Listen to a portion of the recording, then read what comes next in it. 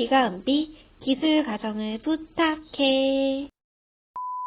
저작권과 초상권을 지켜주세요.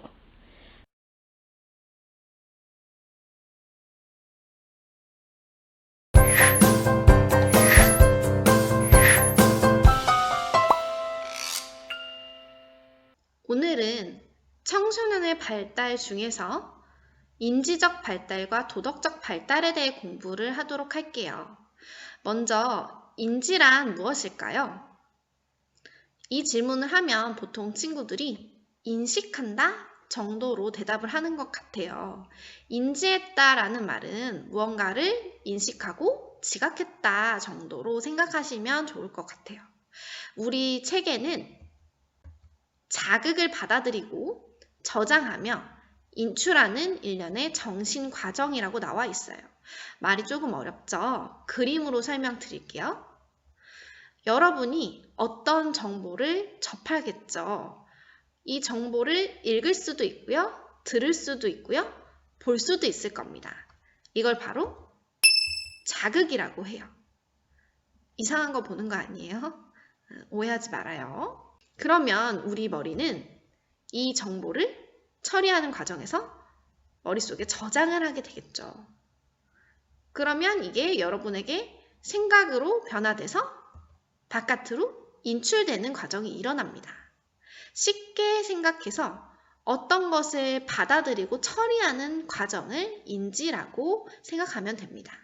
인지에는 기억, 상상, 판단, 개념, 추리 등이 포함된다라고 교과서에 나와 있어요. 그러니까 어떤 정보를 보고 기억하고 또 무언가를 상상하고 상황에 대해서 판단하고 개념을 형성해서 이해를 하고 또는 과거에 대해서 추리하는 모든 과정들을 다 인지라고 할 수가 있습니다. 오늘은 청소년기의 특징을 아동과 많이 비교하게 될 텐데요. 청소년기 인지적 발달은요, 두 가지 측면에서 일어난다고 해요. 먼저 첫 번째는 양적인 증가이고 두 번째로는 질적인 증가입니다. 양적인 증가라고 하는 것은 수량이 늘어난다는 거죠. 이거는 한꺼번에 처리할 수 있는 정보가 많아진다는 뜻이에요. 따라서 뭔가를 처리할 때 빨리 효율적으로 처리할 수 있게 된다는 것입니다. 그래서 아동보다 암산을 빨리 할 수 있다든지 아니면 좀 더 생각을 빨리 할 수 있다든지 이런 변화가 나타나고요. 그 다음에 두 번째로 질적인 증가는요. 퀄이라고 표현하죠. 퀄리티가 조금 더 좋아진다는 건데요. 여러분의 생각이 그냥 단순한 생각에서 다양하고 복잡한 생각으로 변화가 됩니다.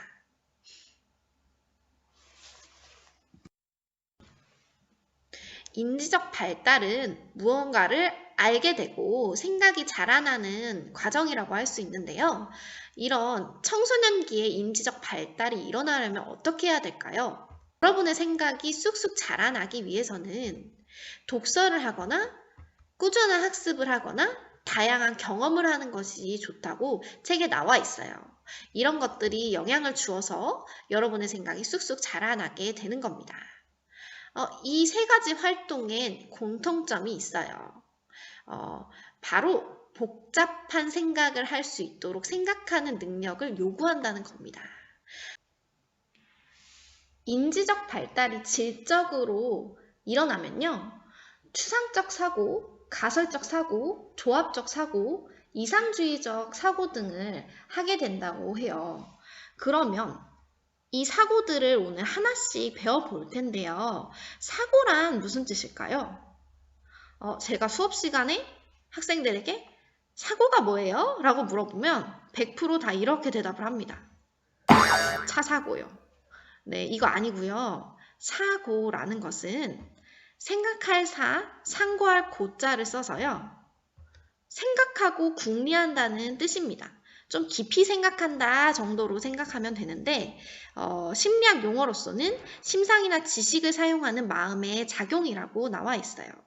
사고를 하게 되면 어떻게 되냐면 어떤 문제를 해결할 수 있게 되는 것이죠. 곰곰이 생각해요. 마치 생각하는 사람 여러분 뭔지 알아요? 네, 로댕처럼요.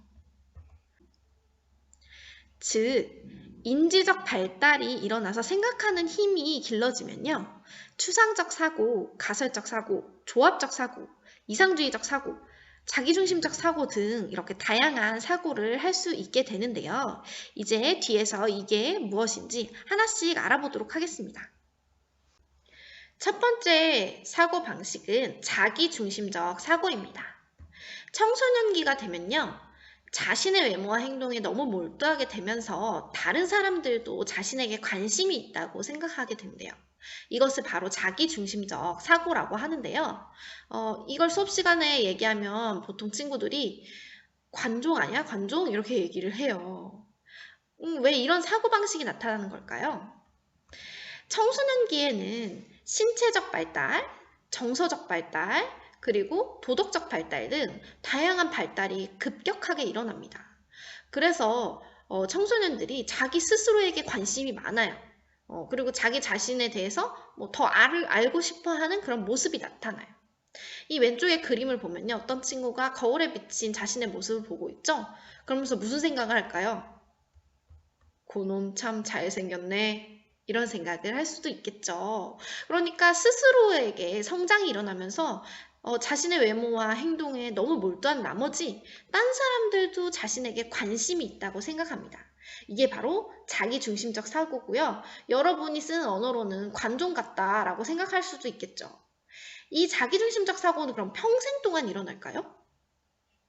아니죠. 시간이 지나면서 점차 해소가 되는데 어떻게 해소를 할 수 있냐면 이 그림에 있는 사람처럼 다들 나에게 관심 있어 라고 생각하다가 막상 다른 사람들하고 얘기를 해보면요. 그렇지 않다는 걸 알게 돼요. 즉, 사회적 상호작용에 의해서 점차 사라지게 됩니다. 청소년기에 나타나는 두 번째 생각의 방식, 추상적 사고입니다. 추상적 사고라는 것을 설명하기 전에 먼저 추상이 뭔지 생각해 볼까요? 추상은 전체 중에서 한정된 일부, 일면성을 의미한다. 상을 뽑아내는 것이다 라고 사전에 써 있는데 이런 말은 너무 어렵죠. 그냥 반대말이 구체적이라는 것이라는 것만 이해를 하면 됩니다. 구체적이라는 건 뭐냐면 실제적으로 그 대상 그 자체, 눈에 보이는 것이라고 할 수가 있죠. 그래서 추상적 사고는 구체적이지 못한 것 정도로 기억을 하시면 됩니다. 그러면 아동과 비교해서 추상적 사고가 어떻게 일어나는지 조금 더 살펴보도록 하겠습니다. 아동기는요, 구체적 조작기라고 해서 눈에 보이는 구체적인 것에 대해서만 생각을 할 수 있대요. 이 그림에 보시면 아동이 눈에 보이는 저 곰인형을 쳐다보고 있죠. 그래서 실제적으로 보이는 것에 대해서만 관심이 있습니다. 예를 들어서 길쭉한 컵에 있던 물을 주둥이가 넓은 컵으로 옮겼어요. 그러면 그래도 그 양이 변하지 않는다는 것을 우리는 알 수가 있죠. 그런데 아동은 그것을 실제로 따라봐야지 양이 똑같구나 라고 이해를 한다는 거예요. 이렇게 구체적으로 보이는 것에 대해서만 생각을 할 수 있는 것이 아동기입니다. 그런데 청소년기가 되면요. 눈에 보이지 않는 개념들도 이해를 할 수 있어요. 그래서 사랑, 우정, 행복과 같은 개념들에 관심을 갖게 돼요. 사랑이란 뭘까? 우리 우정 영원했으면 좋겠다. 행복이란 뭘까? 이런 고민들을 하게 됩니다. 즉, 조금 더 심오한 생각을 하게 된다고 할 수 있어요. 청소년이 추상적 사고를 할 수 있다는 것에 대해 배웠는데요. 추상적 사고의 방식 중에 하나인 은유적 표현에 대해서 좀 더 설명을 드릴게요. 추상적 사고를 할 수 있게 됨으로써 청소년은 은유적 표현도 사용할 수 있게 되는데요. 여러분 은유법을 지금 배우고 있을 거예요. 은유법은 A는 B다 라고 표현을 하는 거죠. 그래서 어떤 것을 다른 것에 비유해서 표현을 하는 거예요. 자, 시를 하나 읽어드릴게요. 여러분 이 시 아시나요? 내가 그의 이름을 불러주었을 때 그는 나에게로 와서 꽃이 되었다.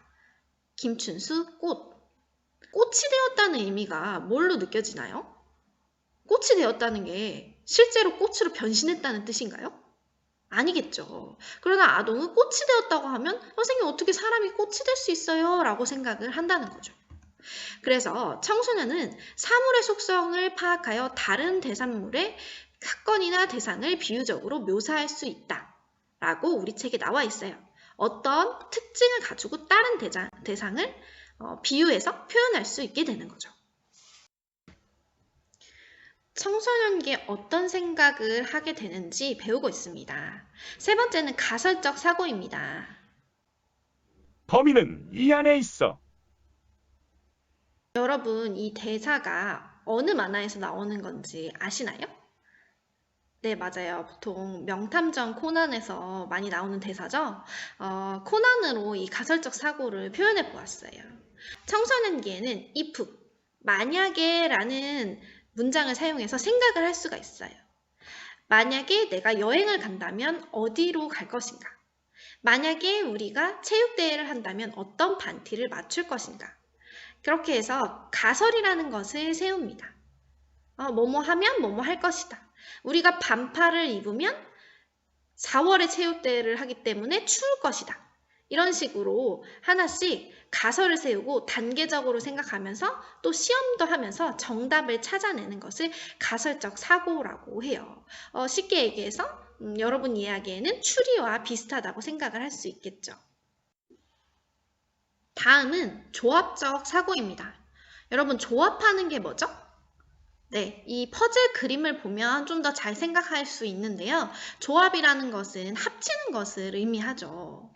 청소년기에는 단순히 한 가지만 보고 판단하지 않고 여러 가지 사실들을 합쳐서 생각을 할 수가 있는데요. 그러기 위해서 여러분 이렇게 퍼즐 조각을 모으듯이 단서를 모으게 되겠죠. 이것들을 합쳐서 한 가지 생각, 결론에 이르게 됩니다. 그리고 단순히 그냥 무언가를 합치는 게 아니라요. 계획이라는 것을 세울 수 있는 능력이 생기게 됩니다. 따라서 문제를 해결하기 위해서는 먼저 계획이라는 걸 세우고 어떤 가능성들을 합쳐서 해결할 수 있게 되는 능력이 생깁니다. 바로 이게 조합적 사고예요.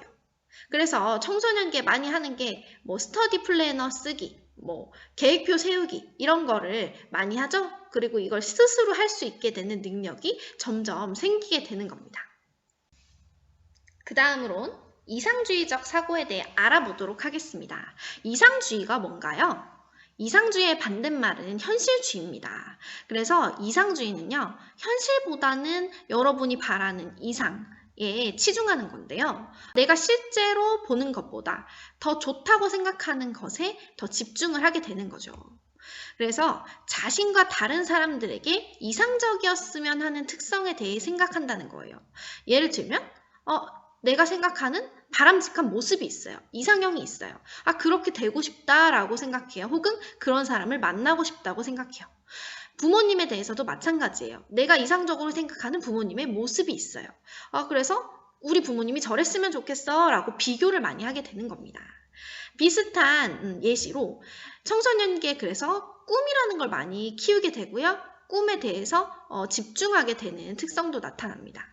그 다음에 정치에도 관심이 많아져요. 앞으로 이렇게 됐으면 좋겠다. 세상이 이렇게 바뀌었으면 좋겠다. 라고 하는 이상을 세우고 여러분이 관심을 갖게 되는 거죠. 마지막으로 청소년의 자기중심적 사고에 대해 알아보도록 하겠습니다. 자기중심적 사고는 앞부분에 잠깐 이야기를 했죠. 자기중심적 사고가 뭐였죠? 맞아요. 지나치게 자기에게 몰두한 나머지 사람들도 자기에게 관심이 있다고 생각하는 거죠. 자기중심적 사고가 나타나기 때문에 청소년들은 자기 관심사와 딴 사람의 관심사를 구분하지 못하기도 해요. 그래서 다들 나에게 관심이 있다. 내가 생각하는 거는 저 사람도 생각하고 있을 것이다. 이런 생각을 하는 거예요. 여기 자신감 있는 이 남자의 포즈가 보이나요? 이런 생각을 왜 하는 걸까요? 세상의 중심은 바로 나니까요. 이 시기에는 나를 중심으로 생각을 하게 되는 겁니다. 자기중심적 사고에는 상상적 관중과 개인적 우화가 있습니다. 상상적 관중에 대해 먼저 알아보도록 하겠습니다. 여러분, 관중이 뭐죠? 꼭 이 질문을 하면 관종이요? 라고 묻는 친구들이 있어요. 관종과 다릅니다. 관중은 쉽게 관객이라고 생각하면 돼요. 객석에 앉아있는 사람을 관객이라고 하죠. 그래서 상상적 관중이라는 것은 실제로 있지 않은데 관객들이 다 나를 둘러싸고 있다라고 느끼는 거예요. 이때 나는 무엇이 될까요? 바로 주인공인 거죠.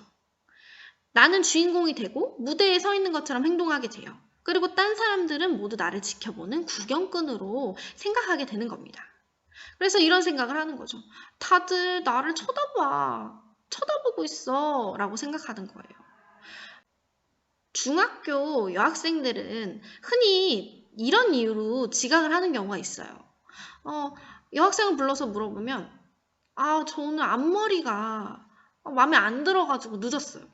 그러면 선생님은 그렇게 얘기해요. 아유, 대충 하고 와도 예쁜데 라고 얘기를 하는데 아니에요 선생님, 다 쳐다본단 말이에요 라고 대답을 해요. 실제로 누가 이렇게 뚫어져라 앞머리만 보는 게 아닌데 여러분이 앞머리가 오늘 잘 안 됐어요. 앞머리 헤어롤을 했는데 다 뻗쳤어. 그러면 모두가 나를 쳐다보고 있는 듯한 신경 쓰이는 느낌을 유난히 받게 돼요. 이게 바로 상상적 관중 때문에 일어나는 현상입니다. 그 다음으로 개인적 우화에 대해 알아봅시다. 자기중심적 사고에는 상상적 관중도 있지만 개인적 우화도 있습니다. 여러분 우화가 무슨 뜻인지 아세요? 이솝 우화 들어보셨나요? 우화라고 하는 것은 교훈을 유머 있게 전달하는 이야기라고 할 수 있는데요. 이솝 우화 같은 걸 떠올려 보면 보통 주인공이 누구죠? 맞아요. 동물 또는 식물입니다. 그래서 개인적 우화라고 하면 개인적인 스토리 정도로 생각하시면 되는데요. 이 개인적 우화에서 청소년은 본인을 영웅에 가깝다고 생각해요. 거의 히어로죠. 그래서 자신은 매우 특별하며 다른 사람과 달라서 다치거나 죽지 않을 거라고 생각합니다. 그 결과 현실성이 부족한 행동들을 하게 되는데요. 주로 위험한 행동들을 하게 되죠. 예를 들면 오토바이를 타더라도 이 그림처럼 위험하게 타는 겁니다. 그리고 높은 곳에 올라가거나 아니면 사물함 위에 올라가는 행동 등을 하는 거죠. 그럼에도 내가 죽지 않는다. 나는 이런 것들을 할 수 있는 특별한 사람이다 라고 생각을 하게 돼요. 지금까지 청소년의 인지적 발달을 공부했는데요. 그러면 여러분의 인지 능력을 발휘해서 생각할 만한 질문을 던져보도록 하겠습니다.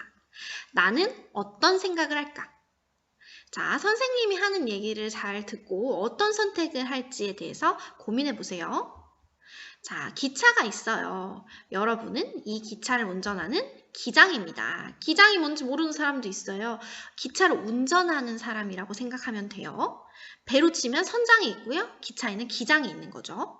이 기차 안에는 당신과 함께 사람들이 많이 타 있어요. 승객들은 모두 100명이나 돼요.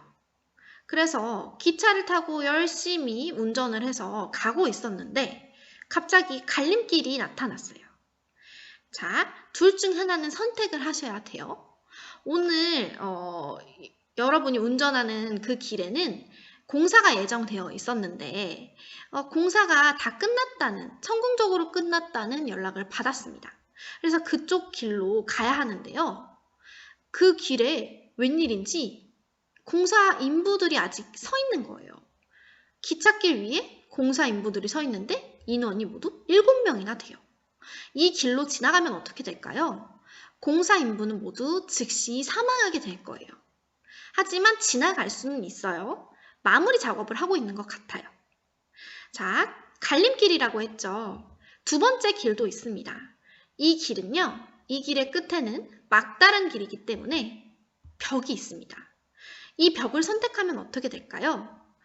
기차가 벽에 충돌해서 기장인 당신과 100명의 승객들이 사망하게 됩니다. 그럼 이런 상황에서 여러분은 어떤 선택을 할 건가요? 어려운 질문이죠. 자, 둘 중에 하나는 반드시 선택을 하셔야 됩니다. 이 질문하면 애들이 제일 먼저 하는 얘기가 기차를 멈춰요. 네, 기차를 멈출 수가 없고요. 최대한 안 죽도록 탈출해요. 그런 거는 불가능합니다. 또 속도를 줄일 수도 없어요. 왼쪽 길로 가거나 오른쪽 길로 가서 누군가는 반드시 죽어야 되는 상황이라고 하면 여러분은 어떤 선택을 하실 건가요? 자, 이런 질문을 하니까 여러 가지 대답들이 나왔어요. 단순하게는 공사장 인부가 있는 길로 가요. 이유를 얘기해보라고 하니까 거긴 7명이고 우리는 101명이 타 있잖아요 라고 얘기하는 친구들도 있었어요. 또 어떤 친구들은 공사장 인부 쪽으로 가요. 왜냐면요 거기로 가면 기장인 내가 살 수 있잖아요. 이런 대답을 하는 친구들도 있었어요. 자, 두 번째 생각할 거리입니다. 승객들이 만약에 파티를 즐기면서 술을 마시면서 흥청망청 놀고 있었어요. 그러면 여러분은 여러분의 선택을 바꿀 건가요? 자, 이 전제 조건을 달았을 때에 친구들이 다르게 대답한 것도 있었어요. 그러면 벽에 박습니다. 왜냐면 공사 인부들은 열심히 일을 하고 있는 사람들이고 승객들은 흥청망청 노는 사람들이기 때문입니다. 이렇게 대답한 친구들도 있었고요.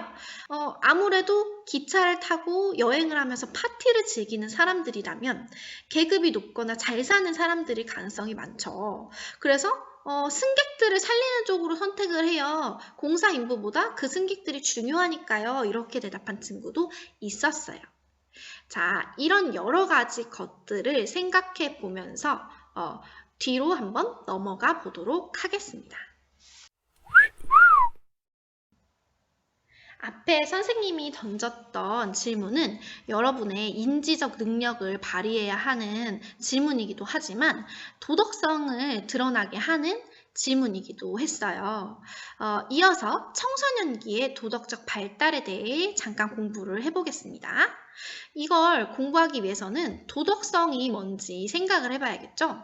도덕이라 함은 지켜야 할 도리, 덕목 정도로 생각하시면 되는데 도덕 시간이 아니기 때문에 우리 기술과정 교과에 도움이 될 만한 정의를 한번 생각해 보면요. 규칙이나 규범을 지키는 것이라고 생각하시면 도움이 될 것 같아요. 그래서 어떤 규칙에 따라서 옳고 그른 것을 판단하고 행동하게 되는 거죠. 이때 중요한 것은 청소년기의 도덕성은 어떤 규칙을 형성하고 그걸 지키게 되는 것이라는 겁니다. 그러니까 여러분만의 룰, 그러니까 규칙이 생기게 되는 거죠. 그렇다면 어떤 규칙을 만드느냐가 중요하겠죠. 좀 더 구체적으로 청소년기 도덕적 발달에 대해 살펴보도록 하겠습니다. 청소년기에 인지적 발달이 나타난다고 했죠? 한마디로 생각하는 방식이 발전하게 되는데요. 이게 당연히 도덕적 발달에 영향을 주겠죠? 여러분이 어떤 식으로 생각하고 어떤 식으로 정보를 습득하고 혹은 빨리 처리할 수 있는지 느리게 처리할 수 있는지에 따라서 도덕적인 판단을 내리는 게 달라질 수 있겠죠. 청소년기 도덕적 발달의 두 번째 특징입니다. 아동의 경우는 어떤 기준에 따라서 판단을 해서 도덕적 행동을 할까요? 이론적으로 아동은 벌과 상에 의해서 움직인다고 되어 있어요. 그럼 청소년기는 무슨 기준에 따라 판단을 하게 될까요? 착한 마음이라고도 표현을 하는데 맞아요. 양심에 따라 행동을 하게 됩니다. 그래서 판단을 하게 되는데 보통 마음속에 있는 자신만의 착한 그 마음에 따라서 행동을 하게 되는 거죠. 또한 청소년기 도덕적 특징으로서의 하나는 행동의 결과보다 동기나 과정을 중요하게 생각하게 된다는 겁니다.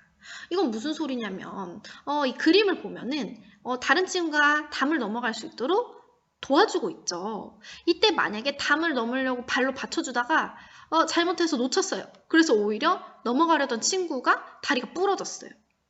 이런 경우 결과적으로는 돕지 못하고 오히려 다치게 했죠. 그러면 이 친구는 나쁜 의도로 행동한 건가요? 아니죠. 그건 아니죠. 그래서 무조건 나의 다리를 일부러 부러뜨린 친구처럼 얜 나쁜 애야 라고 생각하지 않는 것이 청소년기입니다. 즉, 이 친구가 나를 도와주려던 착한 마음이 동기가 있고 이런 과정을 우리가 거치다가 어쩔 수 없이 이런 일이 생겼으니 나는 이 친구를 용서할 수 있어 이런 판단을 내릴 수 있게 되는 거죠. 또 다른 청소년기 도덕적 발달 특징입니다. 앞에서 내린 도덕적 판단과 그 행동이 늘 일치하진 않아요. 즉, 자기 생각과 행동이 똑같진 않다는 거죠. 예를 들어 볼게요. 여러분이 교실에 딱 들어갔는데 아무도 없어요. 체육 시간이라 다들 밖에서 체육을 하고 있나 봐요. 살짝 교실에 들어왔는데 책상에 떡하니 지갑이 있습니다. 돈도 두둑히 들어있어요. 그러면 어떤 생각을 할까요? 친구가 안전하게 그 지갑을 보관할 수 있도록 쓱 넣어준다. 이런 생각을 하는 경우보다는 충동적으로 저거 갖고 싶다 이런 생각을 하게 되겠죠. 그러면 나도 모르게 돈을 쓱 빼서 훔치게 된다든지 이런 행동들이 나타나게 됩니다. 판단적으로는 이건 나쁜 행동이야 라고 생각하면서도 이런 행동을 하게 되죠. 이게 바로 청소년기 도덕성의 특징입니다. 마지막으로 청소년기에는 자신이 옳다고 판단하는 것과 다르게 행동해야 할 때는 죄책감을 느낍니다. 예를 들어서요, 여러분이 횡단보도 신호를 기다리고 있어요. 빨간불일 때 건너는 건 나쁜 행동이라고 생각하겠죠? 그런데 학원에 가야 돼서 늦어서 혹은 학교에 빨리 등교해서 나도 모르게 뛰고 그 횡단보도를 건너버렸어요. 이런 경우는 내가 옳다고 생각하는 것과 실제 행동이 다르죠? 이때 바로 죄책감을 느끼게 되는데 그 이유는 무엇일까요? 아까 잠깐 얘기했는데 여러분 마음속에 맞아 착한 마음인 양심이 생겼기 때문입니다. 오늘의 과제, 내 생각을 글로 표현하기. 여러분이 기차의 기장이라면 어떤 선택을 할지 적어주세요. 앞에 선생님이 생각할 거리를 주었죠. 그 예제 그대로 여러분이 기장이 되었을 때 어느 쪽 길을 선택할지 여러분의 생각과 이유를 같이 적어주면 됩니다. 생각할 거리를 글로 적어 보았습니다. 이 글을 읽어보고 의견을 생각해 보아도 되고요. 다른 학생들의 생각이 궁금하다 하는 친구들은 앞에 강의 부분으로 돌아가서 선생님이 들어줬던 예시들을 다시 들어보고 여러분의 답변을 적어 보아도 좋을 것 같습니다. 여러분의 의견을 작성할 때 다음의 조건을 반드시 기억하시기 바랍니다. 무조건 두 길 중 하나를 선택해야 합니다. 둘 다 선택하지 않거나 양쪽을 다 선택할 수는 없습니다. 두 번째로 기차를 멈출 수 없습니다. 또한 한쪽 길을 선택했을 때 그 길에 있는 사람들이 죽거나 혹은 기차 안에 있는 사람들이 사망하는 걸 막을 수 없습니다. 세 번째로 여러분의 선택과 이유를 모두 각각 작성해야 합니다. 꼭 틀리거나 맞는 게 없는 문제이므로 나름의 이유를 달아서 의견을 서술해 주시면 됩니다. 선생님이 구글 클래스룸 게시글에 양식을 같이 적어드렸죠? 예를 들면 이런 식으로 적으면 됩니다. 나의 선택, 공사 인부 7명이 있는 길로 간다. 이유, 7명 대신 100명의 승객들을 살릴 수 있기 때문에 더 많은 사람들을 살릴 수 있어서이다. 이런 식으로 나의 선택과 이유를 각각 적어주시면 됩니다.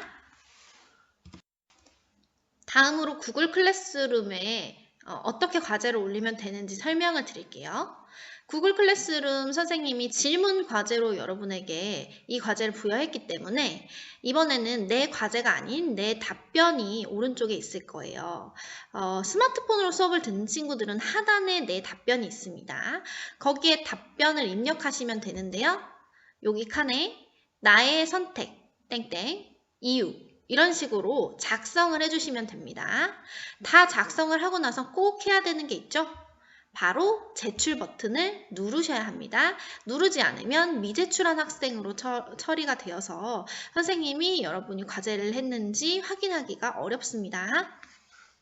질문이 있는 사람은 구글 클래스룸에 남겨도 되고요. 여기 선생님 메일 주소로 메일 보내도 됩니다. 오늘 수업은 여기까지 하겠습니다. 다음 시간에 만나요.